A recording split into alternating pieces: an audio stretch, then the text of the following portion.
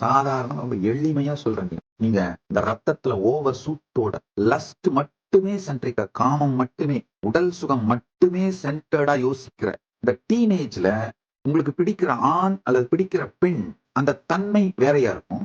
கொஞ்சம் அந்த ரத்தத்துல சூடு குறைஞ்சி ஒரு 25 வயசுக்கு பிறகு ஃபியூச்சரை யோசிக்கிற, நாம நம்முடைய எதிர்காலத்தை இவங்களோட கழிக்கணும், இருக்கணும் அப்படின்னு கொஞ்சம் ரத்தத்துல சூடு அடங்கி யோசிச்சு பாக்குற, அப்போ உங்களுக்கு பிடிக்கிற ஆண் பெண் வேறையா இருக்கும். நல்லா மெச்சூர்டா 30 வயசுக்கு பிறகு அப்பா இதுக்கு மேல நம்ம ஹோல் லைஃபையும் நம்ம கூட பார்ட்னரா இருந்து, பெட்ல மட்டும் இல்ல நாள் முழுவதும் நல்ல பார்ட்னரா இருந்து நம்ம 2 பேரும் சேர்ந்து நம்முடைய சாம்ராஜ்யத்தை, நம்முடைய வாழ்க்கையை, நம்முடைய சாம்ராஜ்யத்தை கட்டமைக்க வேணும். அதுக்கு துணையான பார்ட்னர் யாரு அப்படின்னு தேடும் பொழுது அப்போ இருக்கிற மெச்சூரிட்டி வேற யார். அப்போ நீங்க தேடுற நபர், உங்களுக்கு ரொம்ப பிடிக்கிற நபர், இந்த குணங்கள் எல்லாம் மெச்சூரிட்டி வேற யார். ஆழ்ந்து புரிஞ்சுக்கோங்க.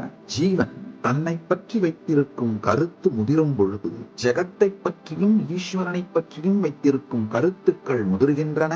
உறவுகளை பற்றிய தேடுதலும் கருத்துக்களும் கூட முதிர்கின்றன.